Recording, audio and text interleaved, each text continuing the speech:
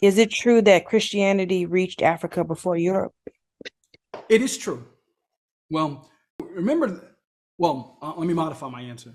But the short answer is yes, it's true. I would say arguably it's true. But Jesus, when he gave the Great Commission, he told his disciples to preach the gospel, to teach, to go to the four corners of the world, right?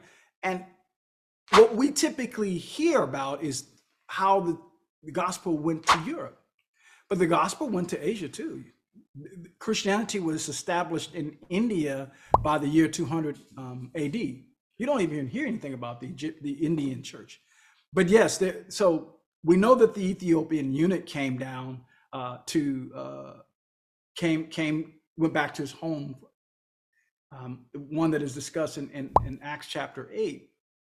But secular and church history and church tradition teaches that Matthew, as in Matthew who wrote the book of Matthew, actually came down and preached in Alexandria, Egypt, and he went as far as Ethiopia, modern day Ethiopia, and preached the gospel.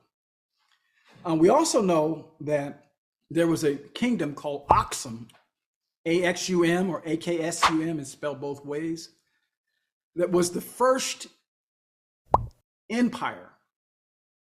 And often when we talk about Rome and Constantine, we say that it was Rome and Constantine who first converted to Christianity. But actually, if you look at the literature, it was a guy named Ezana who was the Ethiopian prince or king and emperor ruler of the nation of Aksum, which is modern day Ethiopia and Eritrea. Yeah, so in 333 AD, long before the Atlantic slave trade began, that entire nation, that entire empire converted to Christianity.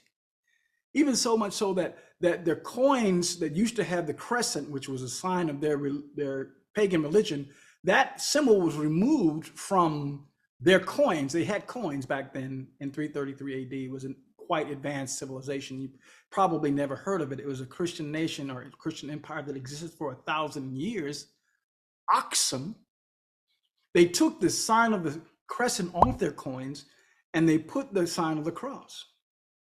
They were all in for Jesus back in 333 AD. So yes, Christianity was in Africa very early on. And many of the most influential theologians that helped craft what we consider to be modern day Christian orthodoxy and theology, they all came from North Africa, like Tertullian and St. Augustine. All those guys were Africans. But our role in history and our role in the church has been diminished.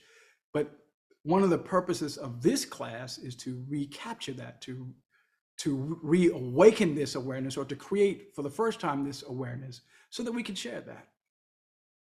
But today I'm talking about the fact that God is calling us back to a place of spirituality.